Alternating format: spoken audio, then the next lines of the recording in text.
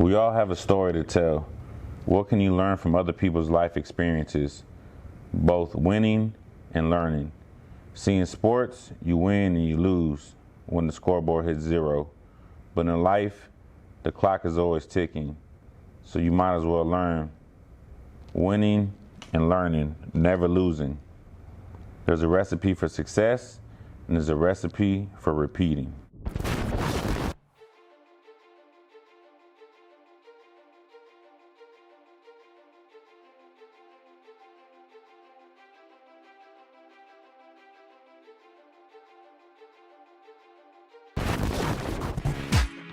We'll be able to contribute. I want to talk about the process of life. I want to talk about life experiences. I want to talk about trusting the process. So I just want to do my part and give back to the community, give back to the youth, and hopefully it touches somebody's lives and motivates them. And that's really what it's all about.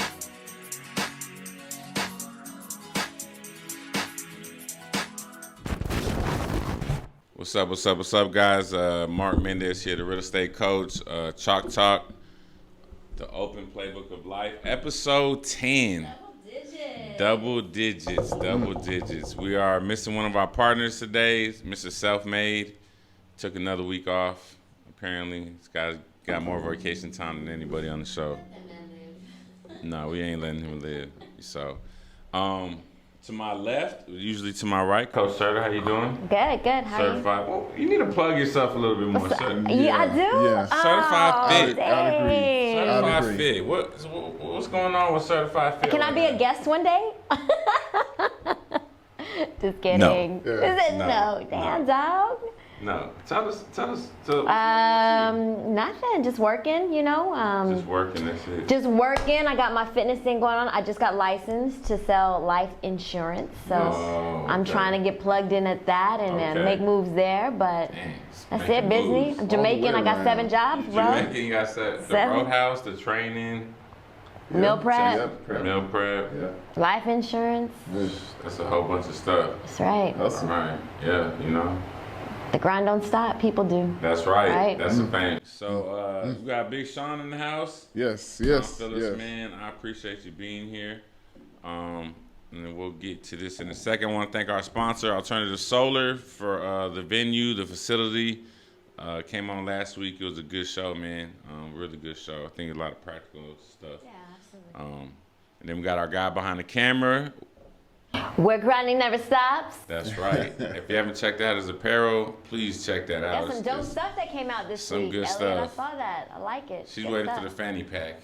I'm waiting for the fanny pack. I hit him up because I saw a little, I thought it was like a laptop bag, but he said it was a gym bag. Okay. I'm like, do people still take gym bags? They do. Yes. Really? They do. And they walk around with them like. I guess we'll talk about that. Yeah. That's interesting. I don't see why you need a gym bag anymore. But, all right. So, Big Shawn, man. Yes. How are you doing, man? Man, I'm doing really well. Doing good. Yeah. Blessed. Yes, a little Highly bit. favored. A little bit. A little bit. Nah, I'm man. paying my dues. There you go.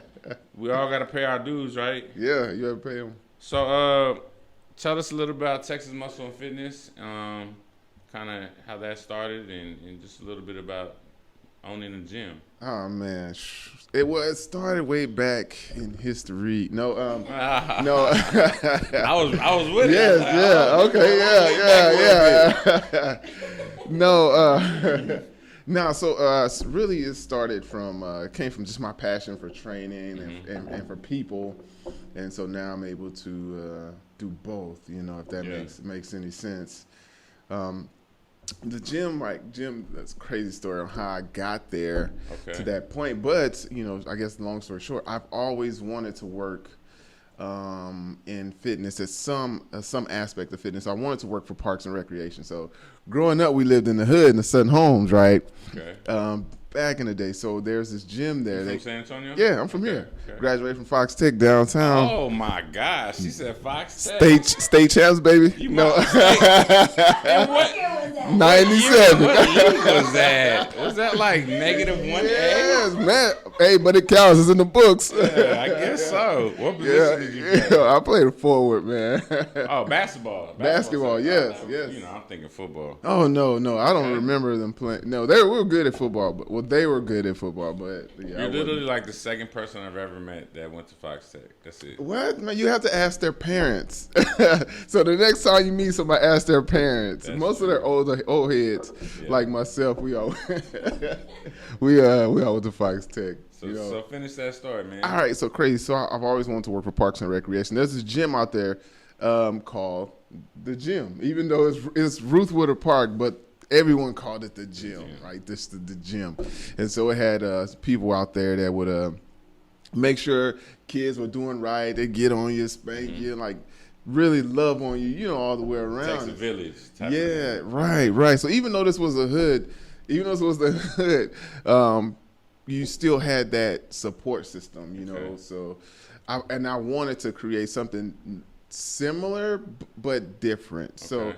I've applied for so many jobs, man. After I finished my master's degree and I lived in Kansas City, and I applied for so many jobs with those guys, and it didn't happen. It just would not happen. I started applying for jobs that were lower paying jobs that didn't require as much education or experience just to get my foot in the door, and it wouldn't happen. Wow. It didn't happen. Same thing with the YMCA. Yeah, it was crazy Big story. miss outs for those people. Yeah, growing up, we used to hoop at the YMCA on Iowa Street, and our actual picture was inside of this huge trophy case, and I still it just never happened for me. So the pride, you really wanted to do something for your community. Right. Unfortunately, it didn't happen. Yeah, so you have to change gears. I had to literally change the way I thought. And of course, normally it takes some bad things or some things that we perceive as bad to really help you make that jump or that leap. So I mean, a lot of people. Oh, go ahead. I was gonna say, what were those bad things, or what was that transitional phase in your life that man. kind of?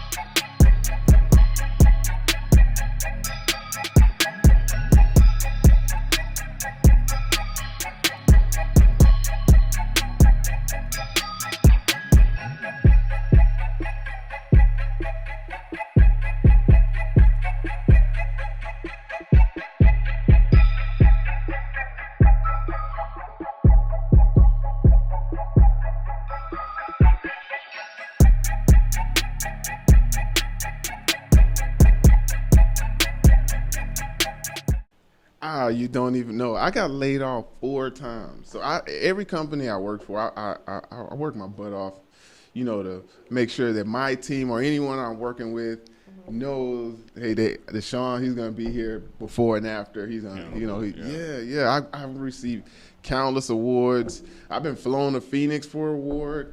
I have a bunch of awards at home just for my productivity.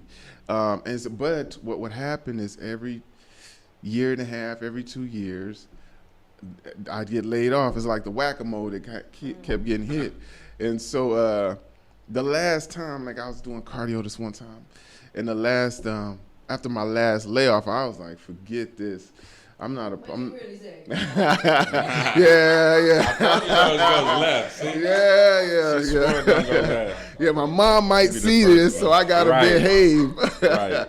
So His mom already knows her, so she's not really worried about that. Yeah. So I said, F it, man, and I'm not begging nobody for a job anymore. Like it was hurtful. I was to the point of almost crying because this kept happening. And every time you get laid off, you know, as for me, right, very manly, manly man. No, so every time I get laid off, you know, like you Mike on that one, manly man. Yeah, you lose something.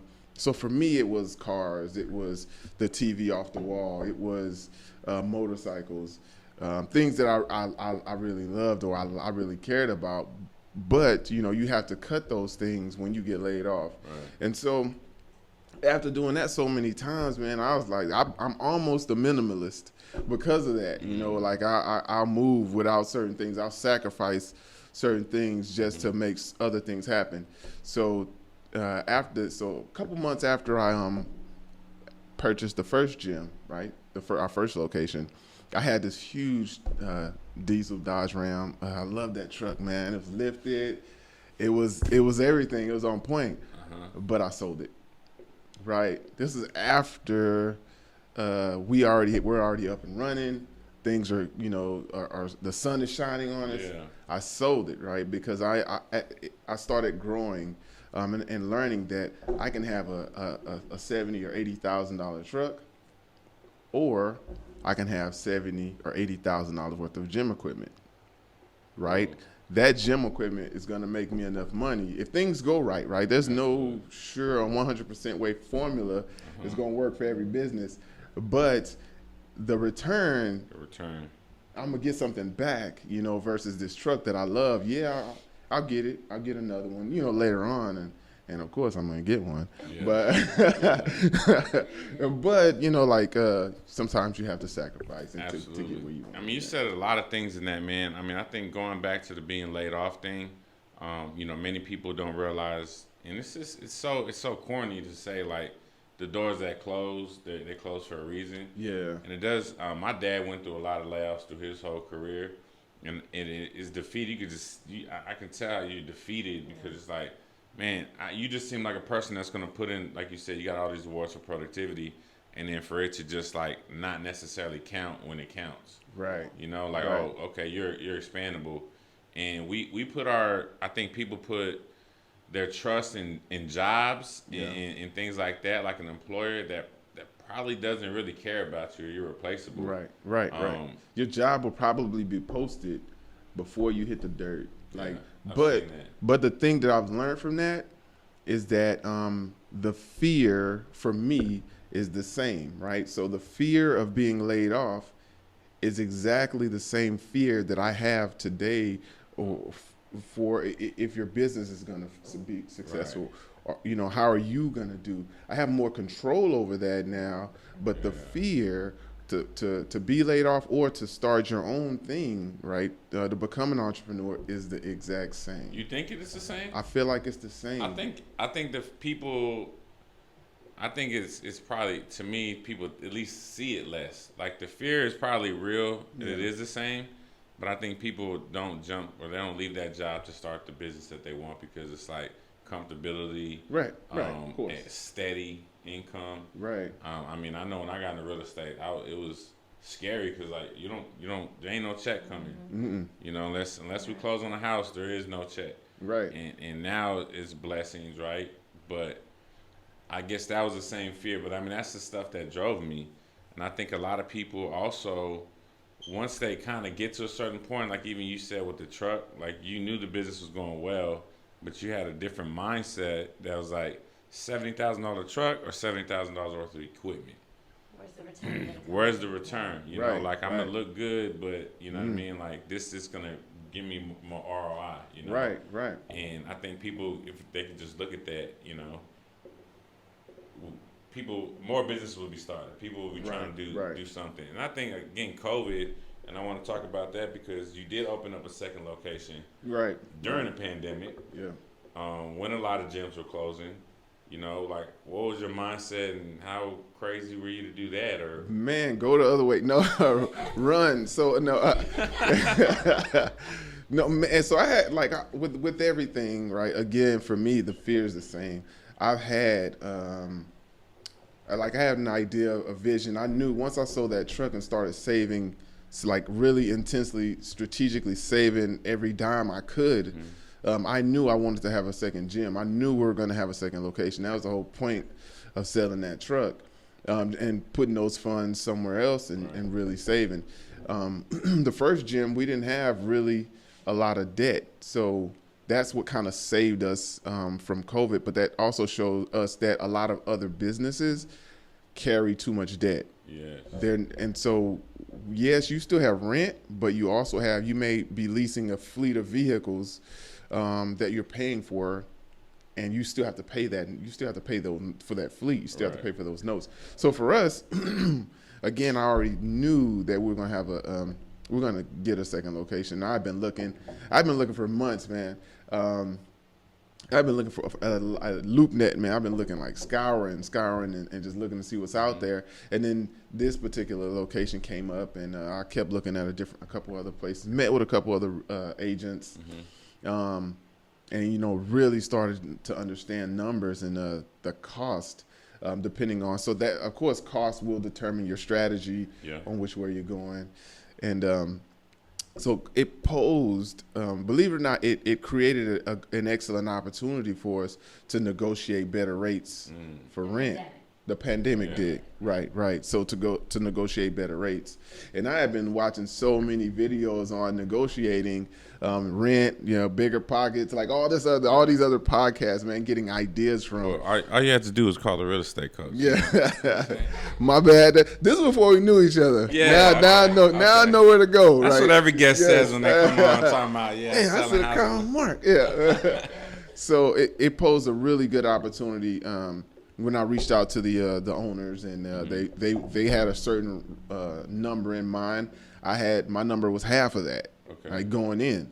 So one of these other podcasts I learned to listen to, and they were talking about the deal, the savings is made in front of the deal, right? So that's good. So I not after. So deal's done by then. So I came into this with a budget, like, hey, we only spending this on this. And then, of course, there was some wiggle room in that budget, but that's just a number I shot back at them. And we agreed on a set number and a way to increase to a different number over time, which again worked in the business's favor, gave us time to really grow our business to scale, and then also meet those numbers. Yeah. So it was tough, it was scary, but we're 171 strong. Yeah, we're good. Over there at Converse? Converse, yeah. 171 members already? 171. Man, yes. That's cool. So how many are at the one on 1604? We're at about 190. We can handle. Usually we float. Usually we fluctuate. But hopefully by the next month or so, we'll be back to about 220, something like that. So, yeah, man. I mean, I fell in love with the gym. I've seen different people there. Mercer with First Step used to train there a little bit.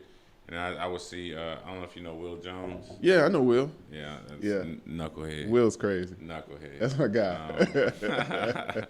But, I was just like, it's no disrespect, but it's kind of a meathead gym, right? That's no. Let me finish this. Let me. Yeah. Where we going with this? No, because, and I'll just tell a little bit about my story at your gym is that it can be intimidating. Yeah. I had the YMCA before. Why? Because I'm like, look, there's not really anyone coming in here just like, Yeah. The grandma lifting more than me. Yeah. That's right. I'm like, dang, grandma, you're kind of strong, I got this arthritis, man. Yeah. I have all kinds of ailments and things. I mean, you saw, I started on bands with her, Right, now I'm able to put a little bit of weight. But it can be very intimidating to walk into a gym like that and you see a whole bunch of very, very fit people. Yeah. And I was immediately kind of nervous. She was kind of my safety blanket because I'm like, okay, well, she kind of buff too, so I'm with her. Right. I'm with the buff trainer. But what I noticed early on was it had a very family feel to it. Yeah. Like people were very encouraging. And that was cool because they would see, I mean, like you see a whole bunch of, what's this Backzilla guy? Yeah. Backzilla. If you look at that guy on Instagram, that's a big guy. But he's in there just lifting. I'm over here like on a band, like, you know, but he was like, hey man, good set, like just stuff like that. Yeah. I felt like it was very like, you know, not family. What's the word? Well, I think, you know, everybody has a starting point. Everybody has a beginning. So, yes, you're seeing a kind of the end product of these people's journey, but that wasn't always the case. So, well, I mean, that's a life lesson in itself. Like people always see the end result. They don't see the process of what you're going through. Right. So. They just see the diamond, not the pressure. Yeah. Ooh, you know, I like that. But it's the community for sure. Yeah. You know. That's what I liked about it. Yeah, everyone, like when people ask me, hey, describe your gym, like I tell them we're very similar to the TV show Cheers, right? The old school TV show. Everyone is super nice, man. That's too old for some people. Hey, right, they ain't gonna know what you're talking about. You Google, right, Google. I'm trying to think of the song. It's in your heart, you know it. Everyone knows your name. Yeah. So Glad you came. Yeah. There you go. Elliot's like, what are y'all talking about? Right. So everyone in there, like all of our members, man, super nice. I haven't had not a single bad experience, you know, from people or interacting with folks. Haven't heard anything. Everyone's super nice, super constructive, and everyone's on a mission, you know, and we know that. And we work hard, we get in, we get out, and we take care of things. You know, so. How many trainers do you have up there right now? 6. Yeah, before the pandemic, we had 12. Oh, okay. Yeah, yep. And that's tough. And why do you think, you know, let's talk about the pandemic a little bit. How has that affected your business? Or, you know, a lot of gyms were closing, or a lot of brick and mortar offices were closing during that time. So of course we had to shut down. You know, we couldn't see anyone. And we still had bills, and so we still had to hustle. So what I did right before the pandemic hit in January, we didn't hardly know anything in January about this pandemic, but I started a pressure washer business right on the side. So I decided once the gyms got shut down, we couldn't see anyone.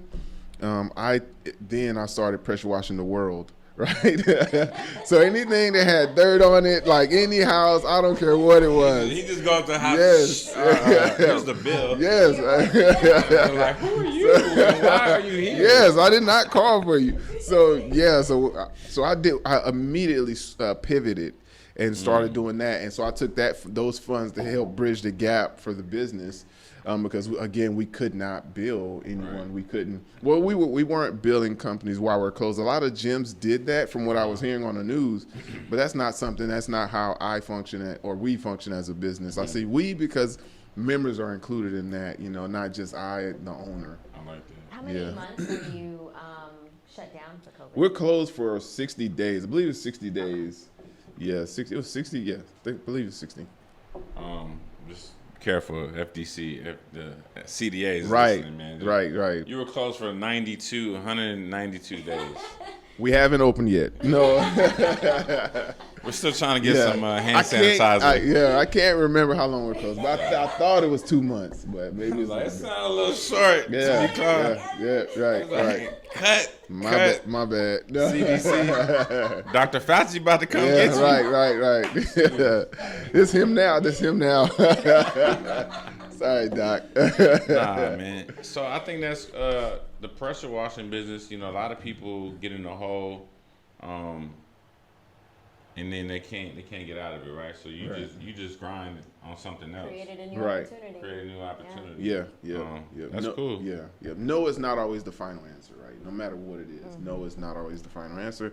And just pivot. You know, be comfortable with pivoting. Again, I was the whack-a-mole for so many years, so I'm okay with switching gears for a little bit. I don't even remember the name of that until you said it. I was like, yes, that's what it's called. Yeah. So I feel comfortable pivoting, you know, really fast. And I always have something. I'm always thinking of the next thing, because that was it's a product of the failures, so to speak, that you had in your life. And so you're always kind of, your mindset is like, okay, well, what's next? I mean, get too comfortable. No. Were you ever scared that you think the gym had to be shut down? Yes and no. Yes, because this is my passion. This is my baby, right? This is my business. Yes, and but also so I say yes, but because we have no control over what the government says. The government says shut down. I'm not going to be like the lady in Dallas with the beauty salon that kept staying open, kept getting tickets. I don't have pockets like that, right? Mm-hmm. So one fine, you were talking 10 grand, a lot of money that we'd be wasting. And so I don't really operate like that. I just did what the government said. For the 120 days, right? Right, for the 120 days, 100 and something days. No, so I did what the government said, follow the rules, but at the same time, you have to give somewhere because we still got bills. So, but again, so I wasn't necessarily too afraid. I knew there was going to be a way, and even if we're at some point, I was going to get really creative. So you got an idea? I got plenty of ideas. Okay. Talk about some business. Whenever you get ready. Power washing. You don't do solar, do you? We already have that. Yeah, we got that, but I might. I got I got some in the plans. So I know you competed because I know the first time I went to your office, I saw a whole bunch of trophies. Yeah. Those are mine. They look like him. Man. So tell us a little about kind of your training history or the competitions and what kind of mindset that takes to be able to go through those things. All right. So I first started, I think it was 2013. I moved back to San Antonio in 2008, 2009, and then I moved to Northwest side, and I started training at Gold's Gym. I would watch these young guys in there. They were my good friends Mario and Chris, Ricky, Pancakes, and another guy. There's a guy named Pancakes. We call him Pancakes. Is he fit or does he eat pancakes a lot? Sometimes he's fit, sometimes he's not. Okay. But he likes pancakes, so we would call him Pancakes. So we would all lift together. But before I started working out with those guys, I'd work out by myself, right? I've always been, not necessarily a loner, but I just end up by myself. So they would always, because I'd lift heavy weights, but not on their level, right? So I'm like I'm still don't look like a regular gym member, but I'm not with these guys. Yeah. So they would ask me, hey, come work out with us, and I'd be like, yeah, I'll work out with you, but I would never go, right? I'm not going. Those guys are too big. Like, you just know what you see. You don't know what you really look like. So I'm like, these guys are jacked. So I worked out with them, and they're so much younger. So it took me a minute to adapt to them because they're like 10 years younger than me. And so the way they interact was different to me because I come from somewhere else, right? Yeah. So, and so I just started working out with them, started training with them, and then started learning more about bodybuilding, learning more about dieting. Then finally we all decided to do a show together, right? It was Texas State Naturals. It was my first show. And so I did really well. And so I didn't win the whole show. I run like 2 different categories, so I did really good. It's my first time competing. And then I decided, this other show is in San Antonio. It's a couple weeks later. Let me stay tight.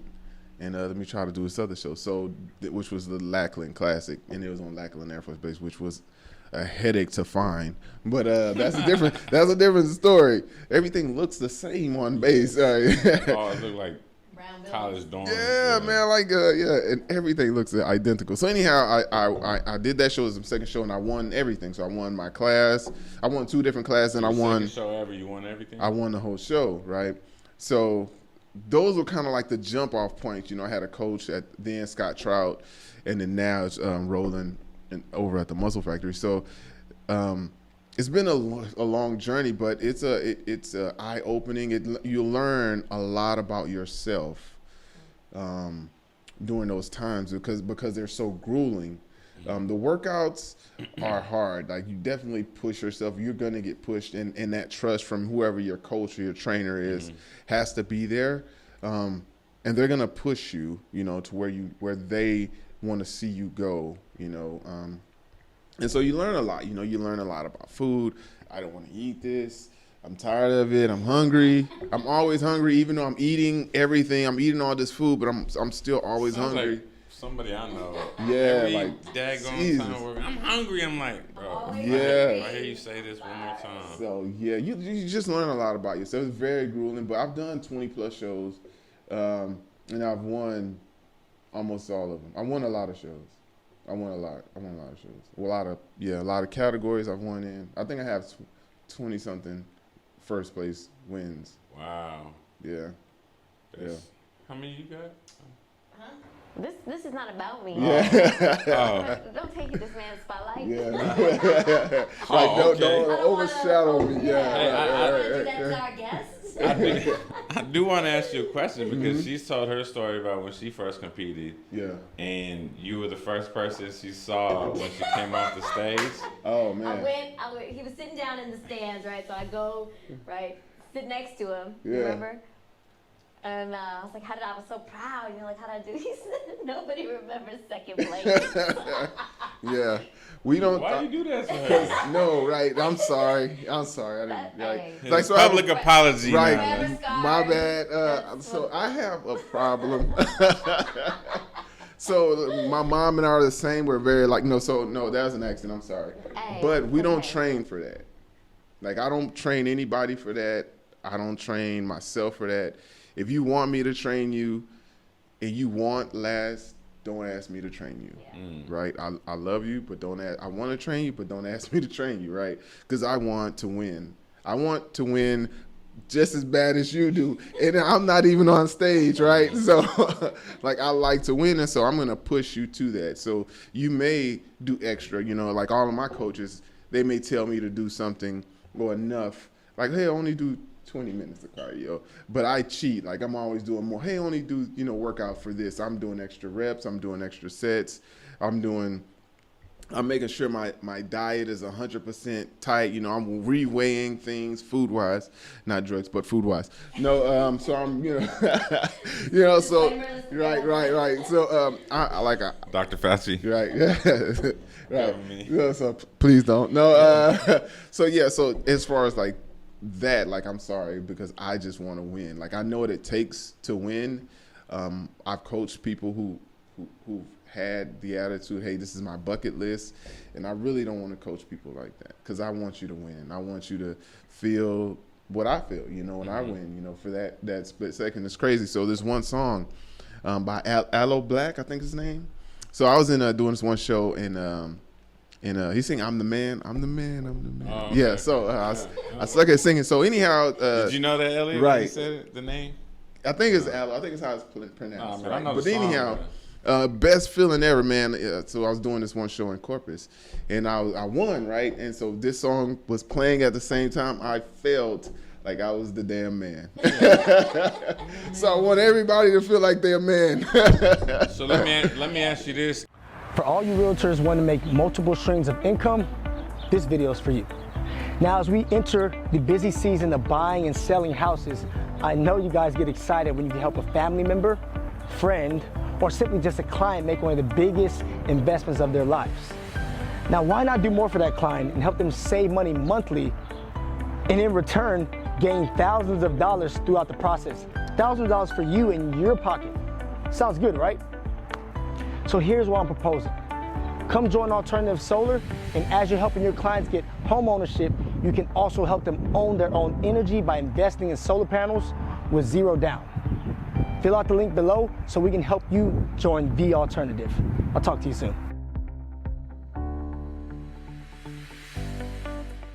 As a coach, and I'm a coach, not obviously lifting and dang sure not eating right like that. Right. But coaching athletes, when you see the potential in somebody, I think we all have somebody in our life that sees potential in us that we don't even see for ourselves. Yeah. And people should gravitate to those people that believe in them more, right? Yeah. But as a coach, for someone like yourself, how do you try to create a mindset in someone to change their attitude, change, when you want it more than they do? I used to tell my students all the time, like, I can't want it more than you do, especially my athletes. Mm-hmm. I can't want you to be great if you don't want it for yourself. Right. So how do you tackle those clients or people in your life that they don't either see their potential or they're not really executing their full potential because their mindset's not like yours? Right. Find the why. I've had coaches that believed in me, from Coach Marquez here in San Antonio to Kirby Johnson to Coach Nick Tata in Kansas City. So Coach Marquez. Yeah. Was that or I also say Hispanic with that. Yes, Marquez. But was he a principal at J? Yes, Coach Marquez. Yes. Well, he was a principal, so I just knew him as Principal Marquez. Yeah, that was my coach. At Fox Tech? At Fox Tech, Wow, yes. I didn't know yeah. that. Yep, Small that's my world. coach. Good guy, very good guy. So, I've had people like that believe in me, and or even Coach Miller, Donnell Miller here in San Antonio. Mm-hmm. I've had police. I've had people believe in me and see things in me that I didn't necessarily see. But as an adult, it's different. So you have to really uncover people's why, right? Find out what their why. Why are you here? You could be anywhere. You could be at home. You could be walking your dog. Why are you here? Why do you want to do this? Right. And touching that pain point, per se, to help get that out of them. But that also goes back to you adjusting to people. There are several leadership books I can remember reading.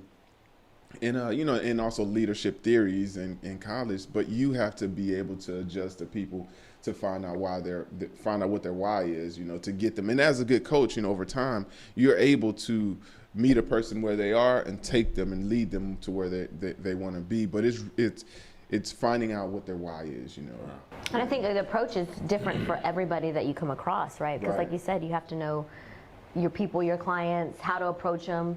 You can be a meanie on to this person and they'll be okay with it, whereas this person's a little more sensitive, and you have to kind of coddle them a little bit more than. Were you pointing at me? I mean, no, but if the shoe fit, no, I'm just kidding. So it's kind of like I'm not wearing shoes and wearing slides today. My feet hurt. But. So it's kind of like Bobby Knight, right?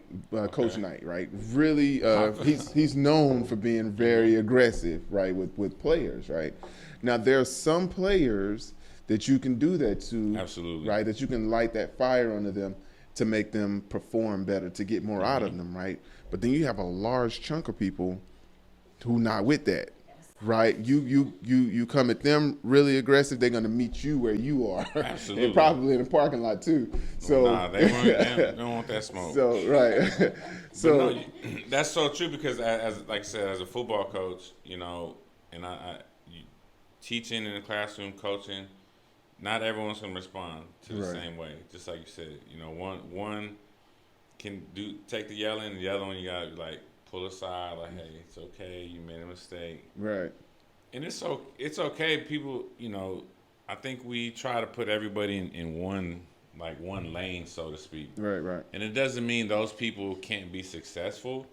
There's if you want to talk there's the 1%ers that are very self-motivated, gonna do. They probably don't listen to this show, right? You know what I mean? Because they got it, they know it, they don't need it. Those are the type of people that drive around with podcasts all day, right? Right, me. I'm one of those. Yeah, me too. I'm one of those. But the other people is who we need to pull along with us, right? And that's why we do this show. What do you think the mindset? What would you, if you're talking to someone out there that's just scared to take that first step in the gym? Scared to take that first business venture on opening the gym or just creating a business, what would you tell them? What do you have to lose? Right, really. What do you have to lose? And let's say you take that leap and it goes amazingly well. A lot of businesses don't even get the opportunity to do well because it stays in your mind. Or it stays on that piece of paper. Say that again. That was good. Say that again. Preach on, preach it. No, for the folks in the back. No, but no. So, but a lot of people. Easily the funniest episode we're gonna have. We're gonna have this is the funniest one. But yeah, so it has no opportunity to flourish, or to blossom, or to fail. There are a lot of people that want to see the prospective person successful, right? They want to see you successful. And so you got to take some ownership in that, right? You cannot, you can no longer be a victim to non-action, if that makes any sense, right? You cannot stay there. If you want success, or if you want more than where you are, more than what you're doing. Like, you have to move, and if you don't, enjoy your life. Yeah. Even as uncomfortable as it may be, enjoy it. Yeah, and I mean that's true. We've talked. I mean, there's different. You pick your hard. You know what I mean? Like working for a company that you hate, or doing a job that you don't like, versus starting a business, or even, you know.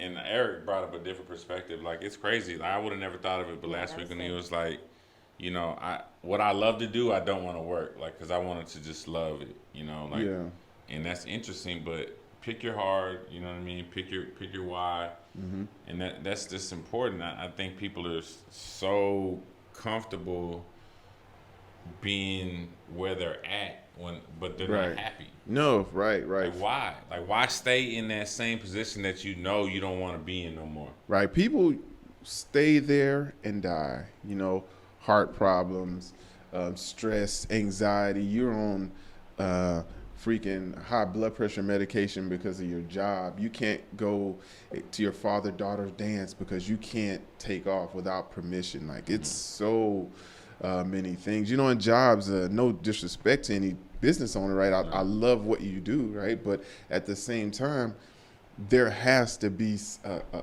a point where you don't feel like a prisoner, like a POW is what I kind of equate it to. You know, you have to color inside the lines. Where me, I don't have to color at all. You know, I can draw, so I can do whatever I want. You know, I think a lot of it too has to do with people that are in your environment, in your circle, in your, you know, who you have. And I'm going to kind of touch back a little bit on Shawn and what he said. During the pandemic, you know, he created opportunity for himself with the power washing. And he kind of motivated me to do something as well with my food prep. So I've always been doing food prep for myself for a while. And I've done it for a few people, but never really seriously. So him being the entrepreneur mind that he is, why don't you start doing it for people? You know, why don't you offer that service?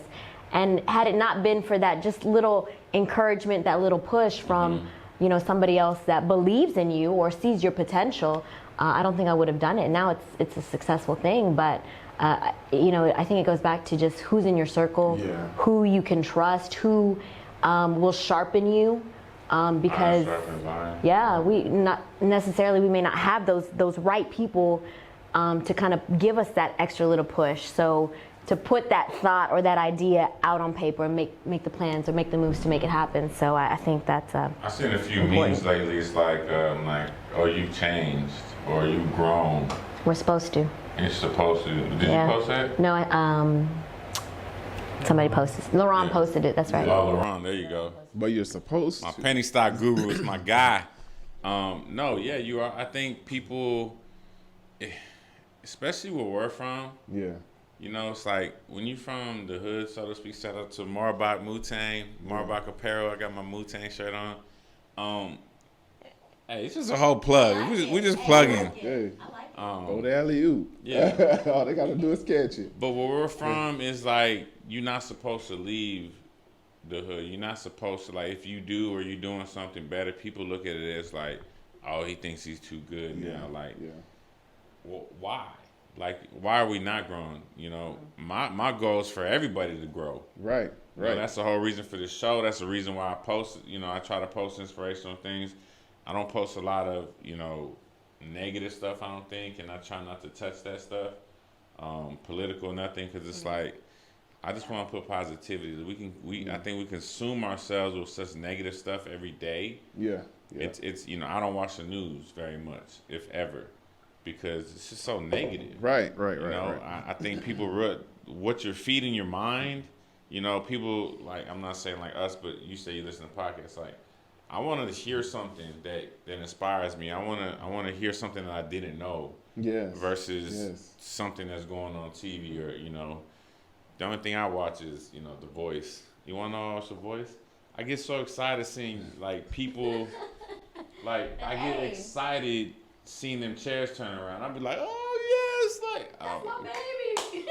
Well, yeah, like, to see somebody's, like, dream come true right in front of them when they've been working. You hear the stories, the background, and I think that's why it's important to tell people stories, because an opportunity is there for you right there at that time on The Voice, right? Right. And just seeing that just brings joy. Like we live in a society where everybody's watching each other's story now. Mm-hmm. It's so easy to watch each other's story. Literally, like it's called stories on Instagram. For a it's reason, called, yeah. you know, like, and then you have the little highlights on Instagram now, like where you can just put highlights. Everybody sees the story now, and everyone sees the highlights, but we only see what people allow us to see. Right, and we're not seeing the true behind the scenes grind, the pain. Right. I've heard careful. You know, I think I've heard it's like careful what you wish for. Like, if you, I want to be like them. It's like careful what you're asking for because you don't know what they've been through. You don't know what you ain't really walking in shoes. So not everybody's cut out for it. You know what I mean? Like not everybody's cut out for that grind and that hustle and that no sleep, team no sleep. And team no sleep. Or at 3 a.m. when you get in that call that the toilet's clogged up, you know, or someone's car. Hey, but I'm saying for my me, bad, bro. For my me, bad. Nah, I'm cool. So when that happens on, dang. But you be there about 5. Thank you. Yeah. Thank you. So when that happens on a Monday, I know we're having a good week. It can only go up from there, you know. So. Hey, I'm back on Monday. Yeah. I'm back on Monday. Yeah. I'm back on Monday. Tomorrow, y'all heard him. Yeah, I'm back. I'm back on Monday. Check on Wednesday when the show drops to see if I made it. Shawn, tell me a little bit, man, about just like what do you foresee yourself? You know, is there gonna be more gyms? What's kind of your next? Oh man, yeah, right. I know you have one. I got a few. I got a few things, man. So 2-year plan, of course. This gym. So we opened this gym with second gym. Tell us your locations. I'm sorry. So we have 1604 in Braun. That's my baby, gym number 1, right? That's where it all started. Yeah. So bring your good attitude there. Continue to re-rack your stuff or you're going to get it. No, no, I'm joking. But no, he's not. There's a little truth in every joke. No. I don't have to re-rack. I don't got no weights on the daggone. Right. So Converse, our second location, we did really well.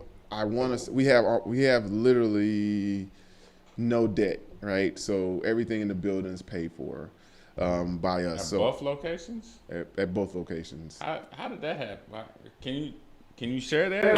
Can you tell your story about the shop with the roses or? Oh man, right. So this is interesting. Very interesting, right? So I was doing cardio this one time and I was almost about to cry, right? Very emotional because this is before I owned. Before I got put the arms down, man. You gotta be right. Before I got before we got broad. So I watched this one podcast, right? I was laid off at the time and I was doing cardio like I was supposed to, getting ready for a show. Mm-hmm. And I watched this. I was listening to podcasts and they talked about these 2 rose shops, right? There's 2 rose shops, 2 separate sides of town, and there's a rose distributor, right? So Rose Shop A wanted to buy Rose Shop B, right? A wanted to buy B. So A approached B several times, and the guy was like, nah. And finally he said, okay, this is my price, right? This is the price I want for this business. Mm-hmm. So Rose Shop A decides to go to the manufacturer and says, hey, if I buy twice as many roses, would I be able to get this savings, right? How much would I be saving if I bought twice as many roses? And so, right, shops, okay. For 2 shops, but he didn't tell him he was buying this shop. He just told him, hey. And so what happens is the manufacturer says, okay, here, this is what your new price is if you're buying double the amount of roses, right? So he took that savings, went back to Rose Shop owner B, and Rose Shop owner B said they agreed to the price, right? They agreed to the price. And so basically his savings bought the business, bought the second business. And so I kind of, it turned the light on. I was like, that's pretty badass. Let me listen to it again. So I listened to it again. And I listened to it a 3rd time. And I listened to it a 4th time. And so it gave me the idea, like how can I buy a gym, right? Who do I know? Like, who do I know? How do I buy a gym? So I knew this one great doctor, Cardona. So we met and we talked several times, and we came up with a price, right? We got everything appraised and everything, all that good stuff, and we had an agreed price. So it was a handshake. We put everything on, all our documents on paper, of course, and we settled it with a handshake. And so that was, our price was our price. And so I created a safe way to. So when you say your price was your price with the doctor? The price that we agreed on for the business. So was it you were buying his business? I bought his business. Okay, got you. Yeah. So got you. yeah. So the price was the price we agreed on. We take care of him. So we good. So now we're in a different place and that's how that gym got taken care of. But now we're in a different place with the new gym. We don't have any loans with any banks. For one, I don't want to be a guarantee or anything, but for two, just for business, because during COVID we learned that a lot of businesses carry too much debt, right? So they can't move around. Only thing they have to give is employees, right? At this point, they just cut people, whereas us, we'll continue to thrive. Our bills are paid, and we can still do the community building things that I love to do. That's part of our mission. Our mission is to build muscle in the community through health and wellness, right? So whether we're donating meals for Christmas to families, or whether we're donating school supplies to schools, we can do that. We had one of our trainers pass away last year, through a tragic car accident. I never really talk about what we do, right? I just do it. But we took care of his funeral. Things like that, man. Yeah. Like we're in a position to help people, and so while I'm in this position to love on people, that's what we're gonna do. We're gonna love on you, but we also gonna put some weight on you too. We're also gonna make you work out. I like that. We're gonna love on you, put some weight on you. Yeah. Good way. Yep. Yeah, we're gonna torture you a little bit. Sir, I know you guys work a lot together. What questions do you have for him? Or you got anything? Let me see. Let me go over my list here. Oh, so during your journey, what are some resources or mentors or people that, you kind of touched on some coaches a little bit, but just things that have helped you develop you in your leadership skills and your business mindset, just kind of people in your life or resources? Oh, man, crazy. So, like, there are a lot of people that I've come across, right? Good people, and I can't necessarily name a particular person that said, "Hey, do this," or don't do that. I listen to a lot of things. I see a lot of things going, and so sometimes you take from it what you need. A good friend of mine, man. So I have really good friends in Kansas City, Mark, Marlon, Dre, Josh. So we were called the Battered Men's Shelter. So let me in that joint. Right. So like these, and then again, my guy Roland here in San Antonio. So like and then coaches, different things. So they kind of push you, and iron sharpen iron. So the thing that I would say to anybody is surround yourself with hungry people, and get rid of people who are not hungry, So the reason why our gym is somewhat, I'd say we're somewhat successful, without sounding braggadocious or boastful, we're somewhat successful.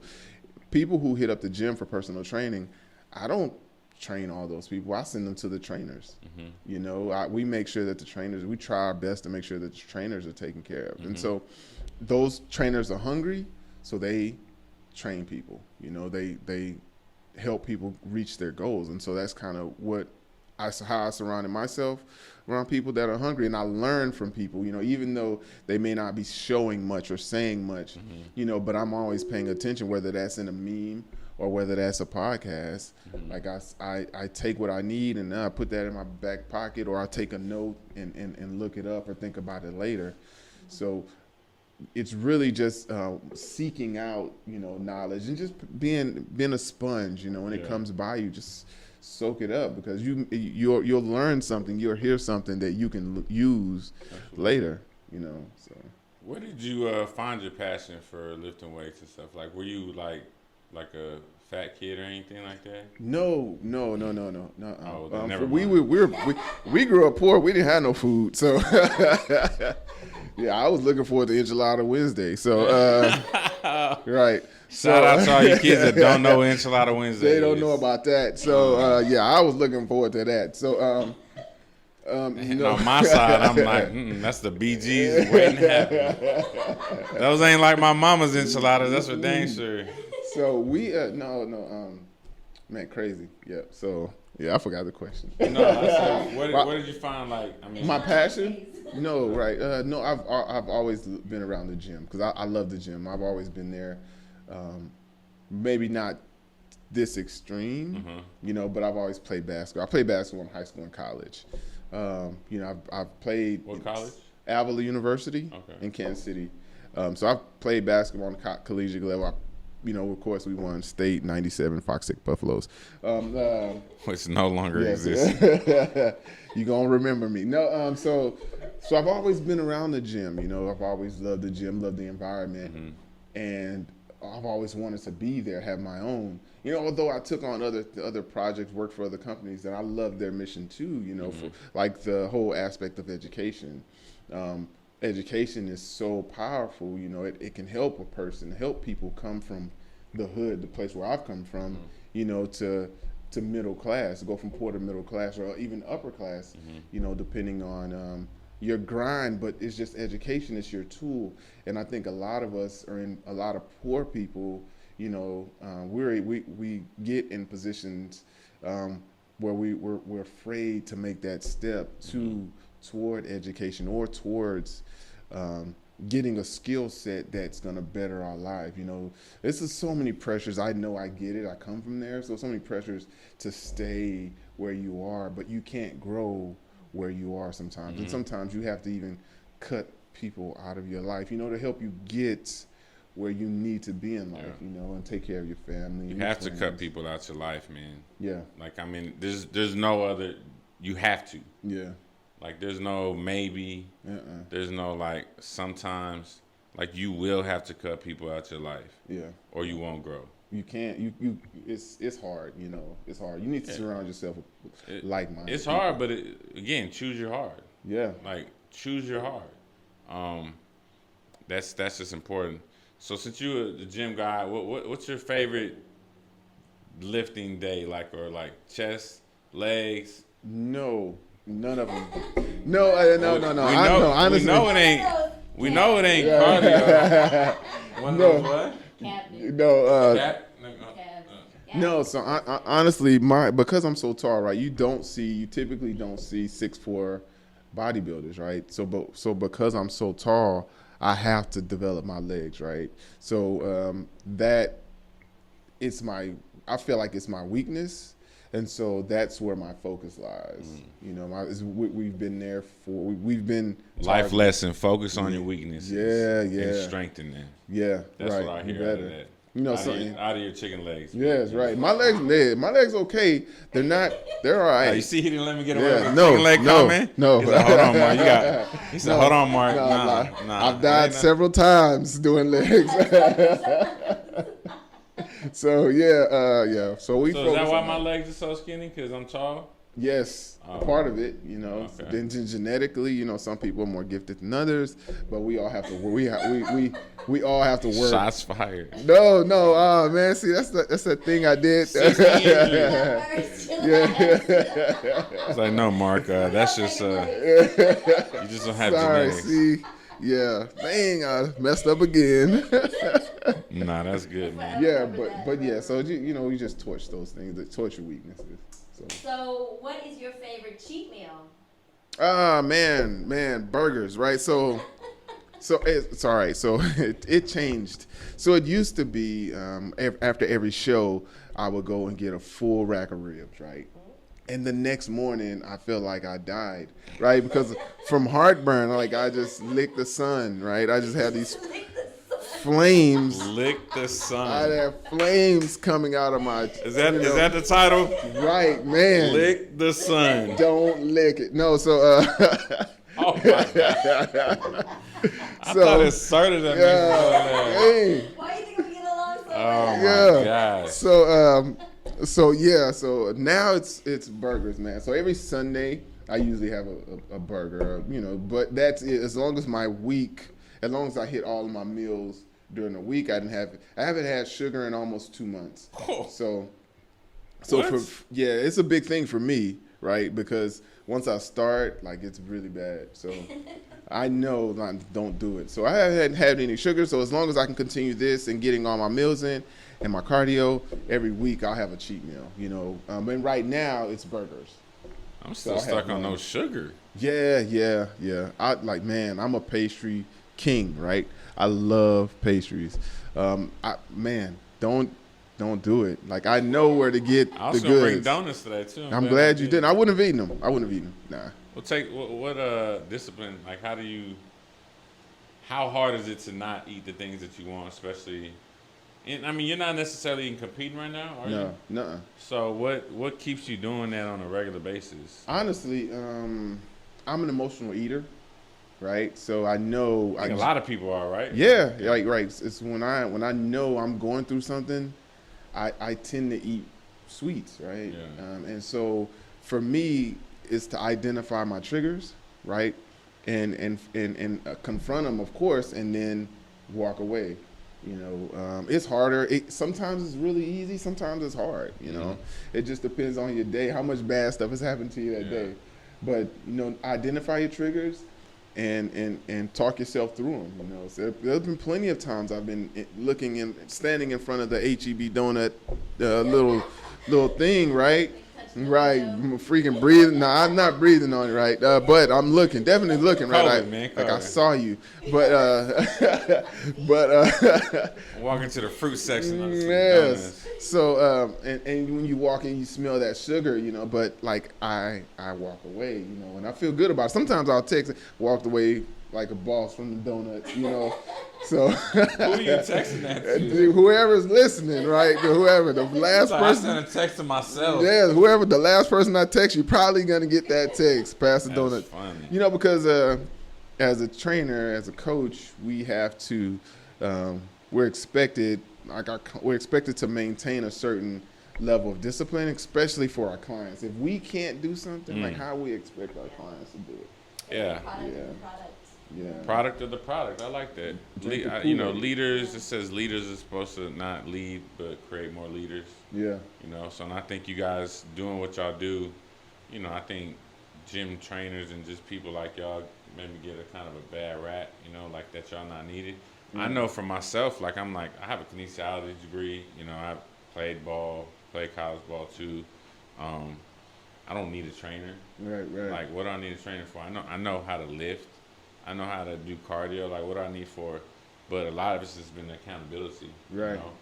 I think that's the biggest thing, and especially starting off for me was like being comfortable in the gym again. Mm-hmm. Like I said, with my arthritis and stuff, man, I'm telling you, the YMCA and grandmas were lifting more than me. Yeah.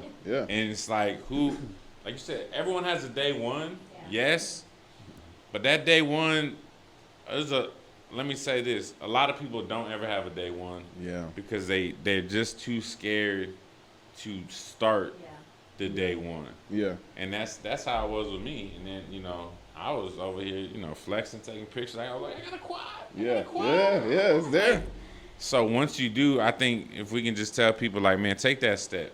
Yeah. Take that step, because if you can stay consistent, consistency is the key, right? You can see those results in your life, and no matter what it is, whether it's a gym, whether it's a job, whether it's, start a new business, anything in life takes consistency, and you have to take that first step. Right. So, let's say, do it.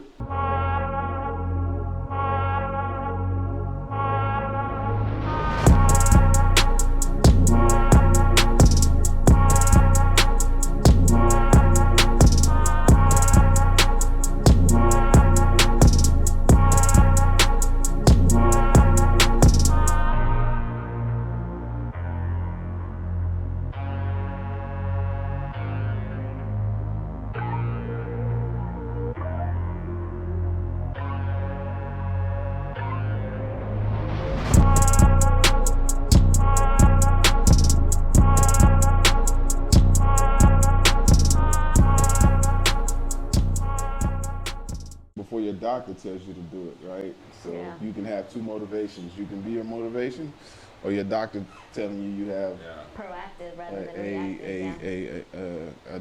an ailment or an upcoming ailment, because you don't take those steps. I've seen y'all trainers post like, that's where I get to choose your hard from. Like, is it hard waking up to go to the gym? Yes, but is it hard being in the hospital? Hard taking medicine for the rest of your life? Hard taking that blood pressure medicine? So Right. If anything, man, get out there, do some walking. Yes. Eric Thomas has this guy that comes on the show, and he's like a wellness guy or whatever.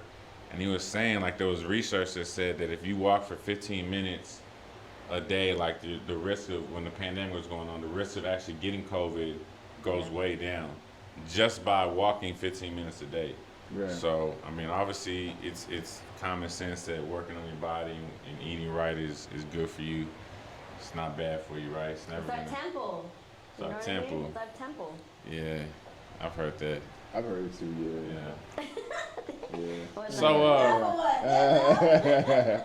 question I asked everybody, and you kind of answered it, or you said you listen to podcasts and stuff. Yeah.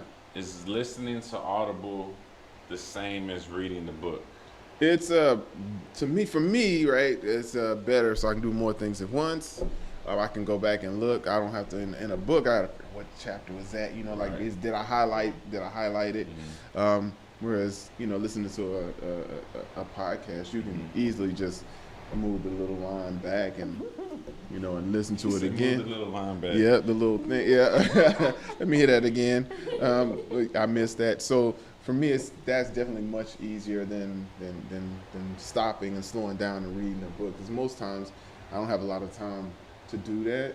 Mm-hmm. I have several books at home that I've read. And what are top 3 books or books that you've read either recently or that you really like?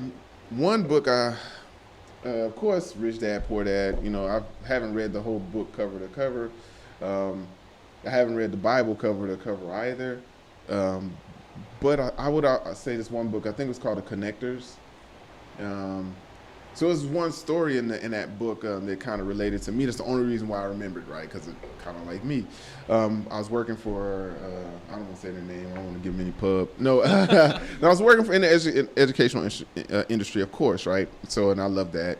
But I was reading this book about transactional relationships, right? So there's one character in the book. He was working so much, right? Trying to do things, getting things done, that he missed the opportunity to connect with his kids, right? Mm-hmm. To connect, like to really connect with people. So he had to learn to slow down, right? And stop making his interactions transactional, and slow down and really get to know people and really connect to them.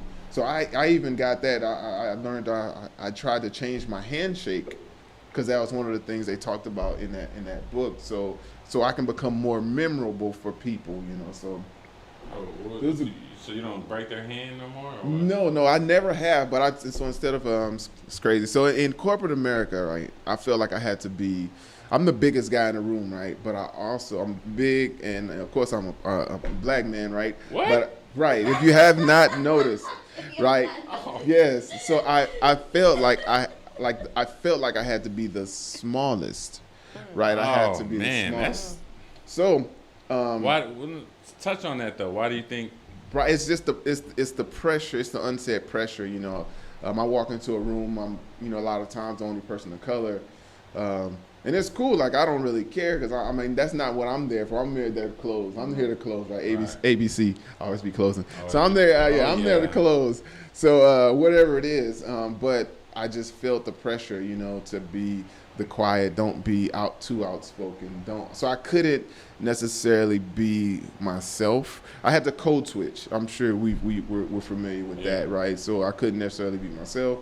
I had to turn down the hood Shawn and turn up the corporate Shawn. Like I couldn't be who I was, who I am. And today, in my gym, my businesses, I get to be who I am. Like the guy that that's looking after you, looking out, that cares. Like I get to be that guy. I don't necessarily have to be a robot. And so anyhow, I changed my handshake to become more memorable and to slow down and really get to love on people while I have you. It's kind of like one of my main things. No matter who you are, if you're in my presence, I want the opportunity to love on you. We had a break-in over COVID, right, at the gym. I just remember it was a home. Snowmageddon. Right, right. Was it was still COVID too, right? Yes, yeah, yeah. So because the gym has 24-hour access for members, right? If a member's walking out, someone just could slip in, and that in this case, that's what happened. So I get a phone call. I'm getting in. So this was, I can't remember what day that was, but I was already getting ready to head to Converse to open up the gym to make sure that, because when we opened that gym, so if people needed to take showers, we still had hot water there. Oh, okay. So we had 3 showers in this huge gym. So I put it on, on social media, hey, if you need a shower, go ahead and go to that gym. I can open the doors remotely. Just let me know when you get there, so you could take a shower and get cleaned up. And like I say, we had hot water. So I was getting ready to go over there, but I got a phone call from one of our members, right? He was like, my car is not, it wants to open, but it's not open. I was like, who's out in the snow? So it was a Thursday. Yes. So I drove to the gym, and there was a homeless guy inside the gym. But he had vandalized a couple of things. And so I was pissed, yes, that he vandalized the things, but I was even more furious that I didn't get to help this guy. Like it's freezing cold outside. He didn't have a jacket. He didn't have anything, He was gone by the time you got there? No, he ran out the back door. I saw him, run out the back door, and and a bunch of other stuff. But I was kind of upset that I didn't get to love on this guy. We have so much, that to give people an offer. And yeah, he broke in, and yeah, he drunk about 10 bangs though. So I know he ain't sleep. He definitely ran off. I know he ain't sleep. So he definitely ran. So wow. But we have but in our closet we have hoodies, we have a few jackets, things that people have left behind. Like this could have been his. And I of course I was upset at that I didn't get this opportunity to give this man, to help this man, what I mean? So it has its way of coming back, I guess. Yeah, absolutely, man, for sure. That sucks. 10 bangs, though, man. That's a lot of caffeine. He drunk a lot. It was 10 missing. Now, whether he drunk all of them. Yeah. That's, yeah, hopefully. Yeah, hopefully. I mean, it's crazy, though. Like, he could have took some of the clothes. He could have took the hoodies. Well, he can't get in that door. That door's a huge bolt. A huge dead bolt. You can't get in there. I tried. Go ahead. No, well, I'm talking about the closet. Oh, okay. Yeah, the closet. You can't get in there. Cool, man. You got anything else, sir? No, I think, thank you. Thanks for being on here. Oh, man, thanks for the opportunity. Yeah. I really appreciate it, man. This is a laughter fest. My side hurts. Yeah. Hopefully people can follow along and stay. I hope they can get something out of it. Get something. Definitely. Right. No, you had a bunch of good stuff in there, man. And I appreciate you sharing your journey and your story. And check out the gyms. Yeah, I was going to say. I forgot. Yes, you're right. Yes. Got apparel coming to use. No, check out the gyms. Of course, one location, 1604 in Braun. The other location, FM78 in Converse, right next to the Street Treats. What is it? 9160 FM78. Come on. Gym, yes. Free day pass. We got it. Come on by. You work there or what, bro? Yeah, right. Nah, not really, but we don't really have employees. But yeah, we still get stuff done. Overhead. No overhead. Right. That's a secret. Right. Secret no more. No, put that in your business pocket. There you go. Yes. So what? Do you talk about fees or have standard fees? Or? Yeah, memberships are $49.99 a month plus a one-time key fob activation fee. And daily, that breaks down to what? Right. So here you go. Right. So with tax, right? So with tax, we're $54.11, right? That's $1.80 a day, right? You can afford to spend $1.80 a day on your health, right? It's only $1.80 a day. 24/7 access, which is nice. Yes, you get to come to both gyms. You can take a shower. We're gonna love on you, of course, all that kind of good stuff. In an appropriate manner. Right. Yes. What? Right. Thank you. Thinking we not do right. Hopefully they're not thinking that. Right. Come to the gym where you can get harassed. Yeah. Like I don't want no expectations. Right. You don't want to. But a few things we're trying to add to the gym right now. So we're looking for. Oh, you are adding level. Yes. No. Yes. So right. We have rooms for that. No. Oh my gosh. No, we're looking to partner with a massage therapist. Man, I have an a esthetician. massage therapist. Okay. We got it. She has a spot, but I've been trying to tell her. She, shout out to Mother's Nature's Massage, super dope. She's awesome. She has like a little room, like an apartment, and like her partner has like there's like a little 2-bedroom apartment, right there on St. Mary Street. Okay. And I don't know how I got into, but I've been trying to tell her like, you can go work there during the day and like do. Yeah, she can have her own thing. So the way it'll be set up is that right now we have 171 members, but my plan, my vision for this particular gym is 1,500 members. Wow. Right. And that's because we're 24 hours a day, 7 days a week. And it's a huge space. And it's huge. It's huge, and we have tons and tons of commercial grade, really high quality equipment. And so we'll have, my vision is for that, and for any massage therapist, we'll help them market to our current, our current customer base. So we're looking to add that, a massage therapist, an esthetician, or we may have turn one of the rooms into a micro barber shop, right? So that room can house about 3 barbers, 2 to 3 barbers. And they can kind of. What's a micro barbershop? So it's not a large, not a huge barbershop. I thought that was some new age stuff. I'm like, what we got right. here? Hey, I told you. Let's talk. So it's just a smaller barber. Okay, that's cool. But again, we'll still have that huge customer base to help market and help them grow. Yeah. Grow as well. So Shawn is all about if you're winning, I'm winning, and then what do you always say? Throwing the alley-oop. Yeah. So that's it, man. That's it. That's all I'm trying to do. All you got to do is catch it. If you ain't catching it, I don't want you around me. I'm only gonna throw so many of them. I can't dunk anymore, but yeah, get you a good layup. That's it. Tip it. Hey, it's good. That's good. Yeah. So, man, again, I appreciate you. Do you have any final words for the people? Man, just don't be afraid to start or to start over. Like, don't be afraid. It happens to us all. Just be resilient. Go with it. And don't quit. Like that's the main thing. Don't quit. Bend, but my coach would always say, bend but don't break. Weather the storm. That's a fact, man. Yeah. So, what you got? No, what you gonna I was say? gonna say movement creates movement. You know what I mean? Movement creates movement. Is it you Einstein or what is that? Yeah. I don't know. What is that? It sounds good. Yeah. Movement creates movement. Does it? It does. Yeah. What if you're not moving? Then you ain't moving. Yeah. There it is. So you think people moving can be still? Like there's seasons. Don't let me get deep in this thing. Bring it in. Yeah. I know it's Sunday and all. Oh wow. There's moments for stillness. I believe that, but Okay. There's still and stagnant. There's a difference. Still and stagnant. That's a good one. That is good. That was Still and stagnant. That was good. Well, guys, we want to thank you. Episode 10, Chalk Talk, the Open Playbook of Life, is officially filmed now, and it'll drop Wednesday. You'll see this on Wednesday. We want to thank y'all for the support. We want to thank Alternative Solar, our sponsor, again, for the facility and allowing us to use this and just share stories with people. Self-made. Hope you enjoyed your vacation. Another week off. Coach Serta with Certified Fitness. Certified Fitness.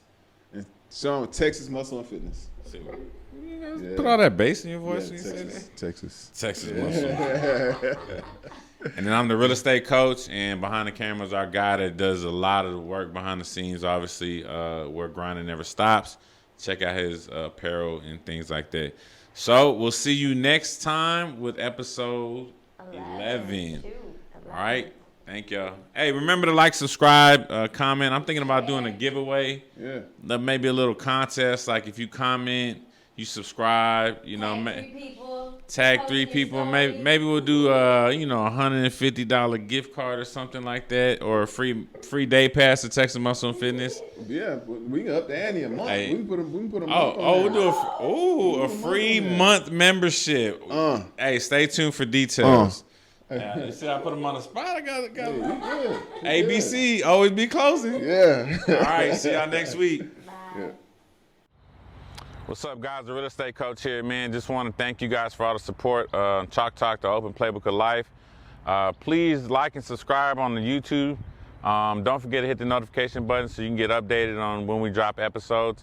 And also, if you're trying to catch up on the latest episodes, just go ahead and click right here, and you'll see that. So again, we appreciate all the support. Leave some comments, anything that we can do to get better and provide you some topics for the show that'll help you. We're all about it. So remember, your gift plus your why equals your purpose.